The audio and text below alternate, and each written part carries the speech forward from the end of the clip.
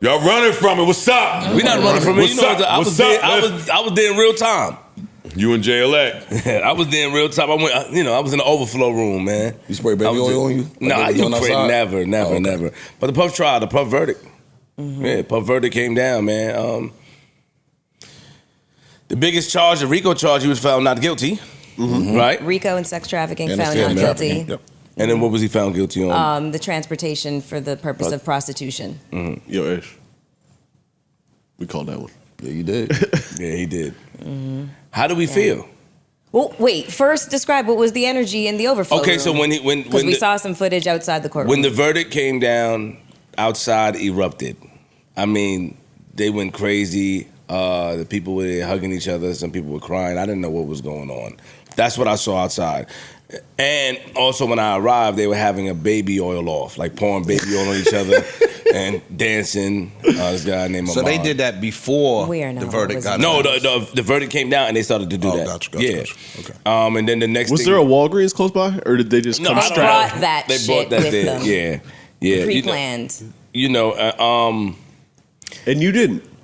No, I'm not. Come on, Parks. That Queens Flip. I'm not throwing no baby oil, man. That's not helping. I'm Queens Flip. Does not. I'm not doing. I don't want to do it. But I also represent the JBP. That's true. So I'm not going out there throwing baby oil on my body and doing that. You know what I'm saying? But yeah, that's what I saw when I got there. Then my mom took me inside, and when he got denied bail, the overflow room was like, oh, they were so They put angry. the baby oil back down. Yeah, they was angry. Well, how do we feel about the verdict? How do we feel about the decision made by a jury of his peers? I think that's right. I feel like justice was served. I can say that now. I feel like, based off the evidence and stuff like that, based off of the facts that they presented, it wasn't a RICO charge. I mean, he got charged with the Mann Act. The Mann Act started with Jack Johnson, the boxer from back in the days. I feel like justice was served. I feel like we all can identify the type of person he is when it comes to him being in a relationship. But I just feel like some people are into freaky shit and some people are complicit into freaky shit. And it's a gray area, it's a gray line when it becomes to wanting to do it and wanting not to do it this time. And I just feel like based off the evidence, justice was served. I think that even if they were able to prove it in some factual ways, I like that it seems like the intent of the law was taken into account here. Mm-hmm. And I don't think the intent of the law was to go after a horny individual, even if he may be an abusive, monster, manipulative, all that shit. Like, I don't think that was the purpose of that law, or the sex trafficking law was not to fly prostitutes in, even if on paper it may be dead to rights. That ain't what it was. That's not what it was intended for. I never even thought of it like that. I was actually shocked, to be honest. I just thought that shouts to the jury for actually being able to follow the definition of the law. Because I figured that the video that was shown, the testimony, like they basically were trying him for being a piece of shit. Yeah. Mm-hmm. And we know what we hear about the feds. So I'm thinking, damn, they got him. Mm-hmm. Because they do have him at being a piece of shit. Sure. And, you could taint somebody's viewpoint of you. The facts really don't matter after that. But they stuck to the facts, and the facts justified these charges. So, salute. I think the opposite of I think everybody has points, and I never considered your point with the intent. I think that the intent is different than the factual basis. Right. So ICE is like they followed the law. They didn't follow the law. If they would have followed the quote unquote letter of the law, he would have got convicted. I think that they did look at the nuance of the situation, right, and look at the intent, and that's why he got exonerated for the trafficking charges. I don't think the RICO would have ever stuck, because I don't think Puff was operating a criminal enterprise around sex trafficking. Right. You understand what I'm saying? Right. Like the Abercrombie and Fitch niggas, they got them niggas dead to rights. Like, yo, you flying people out for the purpose of selling ass right to other people. Right. Commercially. Right. Puff wasn't doing that. You understand what I'm saying? So the RICO thing, I don't think would have ever stuck. I think that it was a gray area with regards to the sex trafficking piece. And again, we've read the charges up here several times. We don't have to do that. But I think that the jury did find a gray area. And I also think the jury took into account the nuance of hip hop or wealthy men or whatever the case may be, and how their lifestyles are. Yeah. You know what I'm saying? And I think that justice was served.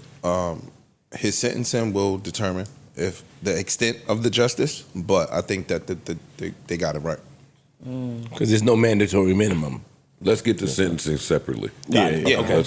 Mel, how you feeling? I just think that, for the defense, all they had to do was hope for reasonable doubt, and there just was a lot. For the jury to be listening to this, and there's a juror who's already making the rounds, that's coming. The alternate juror or the juror? The alternate juror. Yeah. I saw an alternate juror. He was already. Yeah, he's already talking. He was basically saying that, they watched video of the freak-offs, and his word that he used was, it was kind of tame. And all they did was kind of like pet each other or whatever words he used. Sounds like a Molly party to me. Yeah, that's kind of what he made it seem like. And said prosecution and defense chose different pieces of the freak-off video to present. Yeah. So he's saying in both that we saw, it was pretty tame. Yeah, Right. I mean, like when it comes to It looked like consensual. Yeah. That's what he said. Yeah, when it comes to court cases, it's theater. Like, it's theater. Who presents the best set of, who creates the best storyline and who presents the facts in a way in which the jury is convinced without reasonable doubt. And unfortunately, that wasn't done here. There was just too much gray area with, contradictory testimony. And so there's just so much nuance when it comes to what people understand about abuse and coercion. There's just not enough understanding to be able to make a decision based around that.